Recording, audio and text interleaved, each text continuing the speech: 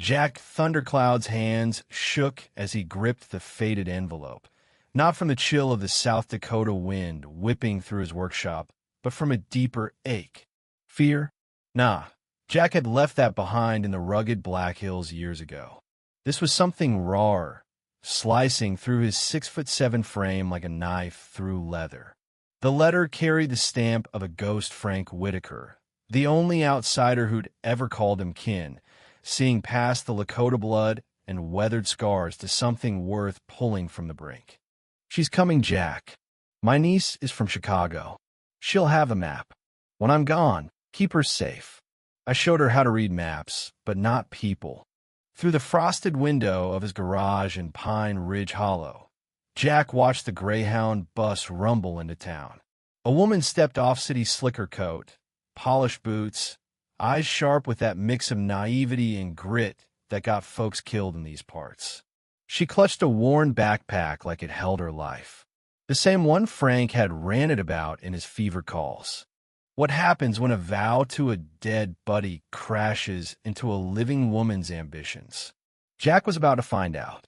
Her name was Emily Whitaker, and she strode into the Rusty Nail tavern like a fresh breeze in a stale room. Roughnecks and locals turned loggers, ranchers, guys who'd forgotten what optimism tasted like. She moved with the poise of someone masking nerves, her auburn hair catching the dim neon glow amid cigarette haze and faded dreams. Jack didn't glance up from the engine he was tinkering with in the corner booth. His side gig fixing trucks kept him afloat. The garage tools glowed under the fluorescent lights, mirroring the flush creeping up his neck when her voice cut through. I'm looking for Jack Thundercloud. The room went dead quiet. Lakota roots were tolerated here, not embraced, but Frank Whitaker had bailed Jack out more than once, and favors were gold in these hills. That's him, someone grumbled. The big native guy with the wrench. Jack set down his tool and turned. She was tinier than he'd pictured, but her gaze held Chicago steel, forged by something tougher than prairie winds. When their eyes locked, the bar's heavy air shifted. You're the niece, he rumbled, rougher than planned. Old Frank said you'd come. Emily stepped closer, close enough that he caught whiffs of coffee and resolve edged with fear. How'd you know? He saved my ass a decade back. Said his city niece would stir up hell someday. Owed her the same. Emily unzipped the backpack with shaky hands. The map inside was sketched by hand Lakota symbols blended with old surveyor notes and Frank's precise handwriting. Uncle Frank said you're the only one who gets the true route. She held it like a lifeline. He left this for me to find the hidden cache. I need it. For a community center. For kids with nothing. Jack eyed the map, his jaw clenching.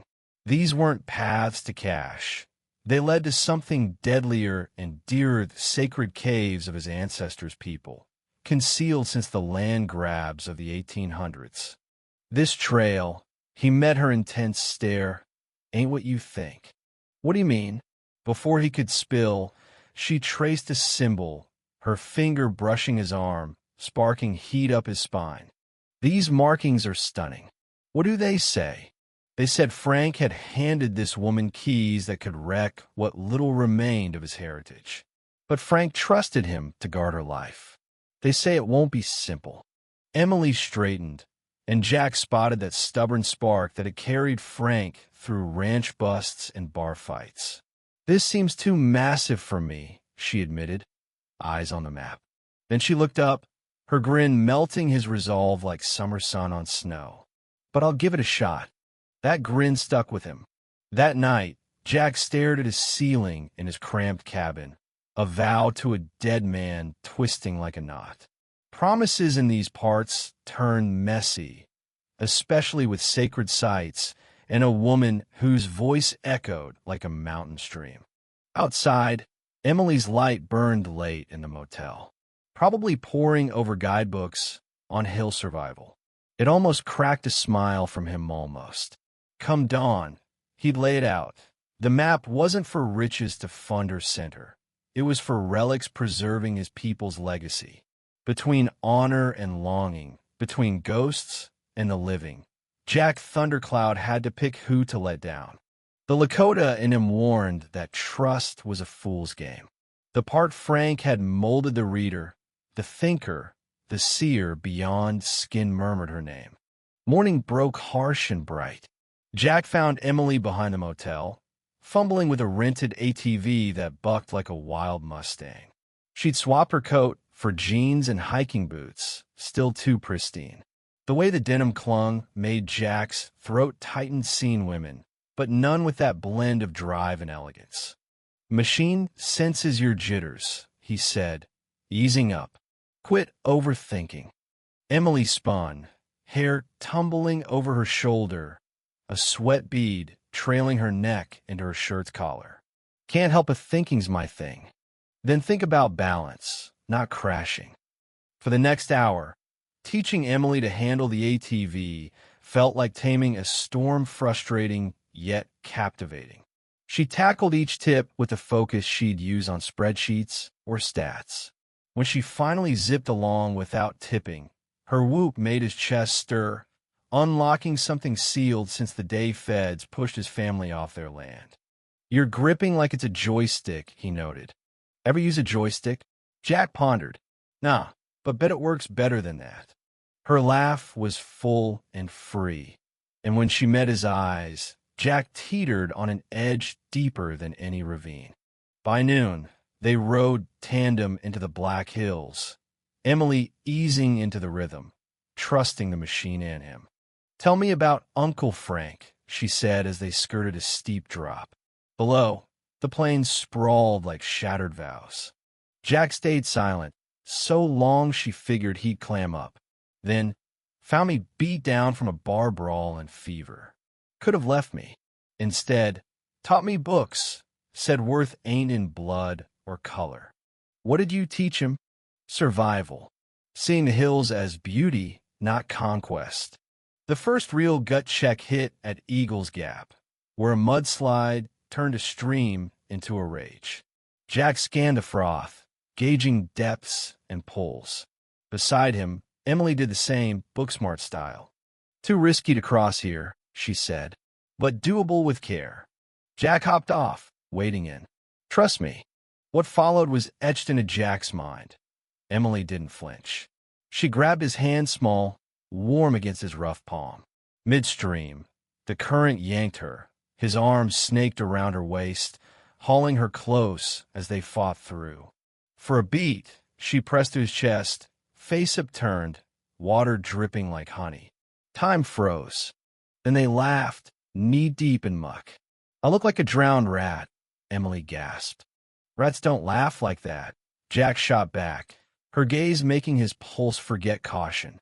That night, by a crackling fire under stars sharp as knives, Emily posed the burning question. "Jack, what's the map hiding?" He stirred the coals, sparks dancing in the dark. In the glow, Emily's face was a mystery and a lure, aching his core. "What makes you think I'm holding back?" "You eye those symbols like a tough equation, something vital beyond cash." Jack paused long.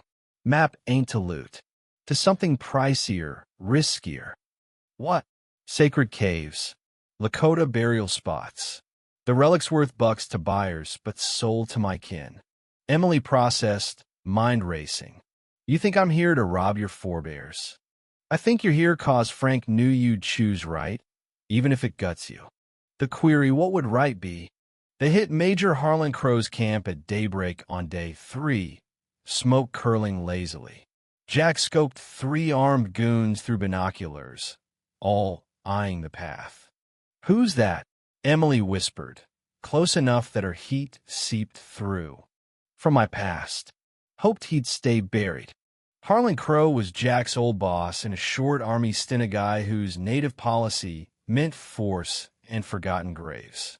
Jack quit when Crow ordered him to track his own tribe.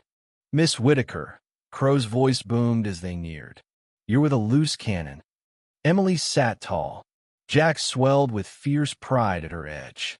"Only cannon I see is you, sir." Crow chuckled coldly. Your guide wrecked my rep bailed on orders. Soft on his wild roots. Jack's hand twitched toward his knife, but Emily's touch anchored him tiny, yet mighty. What do you want, Major? She demanded. Same as you at Lakota stash your uncle jabbered about. I'll take it rough. Tension coiled like a spring. Jack clocked positions, ranges, and hides. But Emily flipped it. She grinned, assuming we ain't already got it. The bluff was slick, confident even Jack bought a sec. Where? Sacred Bluffs. But no key, no dice. She flashed a carved stone from her pack Frank's trinket, unrelated to treasure. Brilliant ploy, buying seconds. In a sudden hailstorm, they bolted through pelting ice toward the true caves, knowing Crow would tail. Men like 'em always did. The caves hid in a slick canyon, walls etched with ancient tales from creation's dawn. It's awe-inspiring, Emily breathed. Jack saw it fresh, through her not plunder, but holy, the mouth veiled by a waterfall. Inside, carvings mapped stars, seasons, sacred math that lit Emily's eyes. This is an astral guide, she traced reverently, but also a puzzle. Jack nodded. Grandma's tales said elders stash treasures here from invaders. Locke needs dual wisdom, skies and spirit. Together, they cracked Emily's math aligning stars, Jack's lore the soul. The chamber yawned open like a granted wish. The horde stole Emily's breath not cash, but artifacts. Beads, tools, ceremonial blades, artistry echoing eras. Emily, Jack said softly but steel, these belong with my people. What's left? That's when Crow burst in. Hands off, rifle on Jack's heart, goons blocking exits. These fetch fortunes, Crow sneered. Clear my tabs, semi-golden. Your uncle was dumb, trusting a native. Emily stepped between instinctive, heart-stopping for Jack. They ain't yours. Or mine. Then whose? Emily glanced back, eyes full of profound grasp not just spark, but alliance. Those who remember origins. What ensued tested Jack's hill-honed skills and Emily's inherited guts. With her geo-smarts, Emily triggered a precise cave-in, pinning Crow's crew but sparing the chamber. Chaos let them snag portable pieces, sealing the rest. But true gold? Not artifacts or loot a bond. Neither cash nor relics rivaled. The hills taught brutal truths. The harshest came fireside 3 nights post-cave-in, watching Crow slink south. I could drop you at the bus, Jack murmured. Forget the stash, head to Chicago. You got life there, folks, jobs. Emily polished a beaded necklace they'd saved, starlight in its stones. Is that what you want? What I want. Jack-eyed flames, ghosts of paths untaken. Don't count. You need your world. Know why Frank sent the map. She set it down, meeting his gaze. Not just stash. He wrote the hills reshape folks, reveal true selves. Jack held silent. I know mine now, she went on, valuing essence over easy bucks, building real over chasing ghosts. Her smile was warm, sure. Home ain't local lights who sees you true and picks you. Words bridge the gap, risky as hell. Emily, he knew she felt a pull beyond thanks or ease. I know you sense it, whisper soft. Jack Lukeyed realifier, gilding her hair, hands strong from trials, eyes wise and kind, her shield against Crow's gun unwavering. You don't get it, rough. Ain't like your uncle. Not bridging worlds. Lakota reader, scout who defied. No spot in either. Then carve ours. Simple. Perilous. Life-altering. 6 months on, the community center rose on Pine Ridge Hollow's edge like a kept oath. Emily used minor, or they found separate from artifacts to fund bricks, books, and hope. Jack built with know-how and muscle outlasting them. Miss Emily, little Sophia Ramirez piped in during morning class. How'd you get brave? Emily gazed out at Jack teaching Lakota, Latino, white kids tracking signs as bulk low, voice steady. Met someone showing scared and brave coexist. After walking home past his garage, Emily laced fingers with Hisa's small act, heavy with choices. Regrets? She asked. Artifacts gone? Jack mulled. Sacred items now, with elders, guarding fading ways. Their center blended wisdom equally. Not final. Frank said the best treasures are shared. That eve, porch sitting as sunset bled amber gold. A kid young Tommy Blackfeather, 8 showed at the gate, lugging about taller than him. Mr. Jack, this bow's too huge. Can't pull it. Jack eyed the boy, then Emily her smile echoing that first tavern day. Then grow to it, Jack grinned rarely. But try anyhow. Some treasures ain't found theory forged. Years later, hollow tales varied. Some said the pair unearthed minor gold, others tribal silver. Whispers of returned sacred loot to spirits. But center grads who read English, Spanish, track game, crunched numbers, saw past Hugh to heart knew real gold. Jack's softened eyes at Emily's laugh, her stride beside, not ahead or behind, the shared build beyond solo reach. The hills tested, broke some, soured others. But for the bold, few trusting love over safe, spotting gold in odd spots the land gifted rebirth. Jack Thundercloud thought his tale ended with land loss. Emily Whitaker thought hers started bus-stepping into hollow. Wrong. It sparked trusting dreams mutually. Endured past or spent, center grown, first pupils teaching. Cause some treasures endure, vows hold, loves span lifetimes. But you try anyway. What do you think about the choices Jack and Emily made?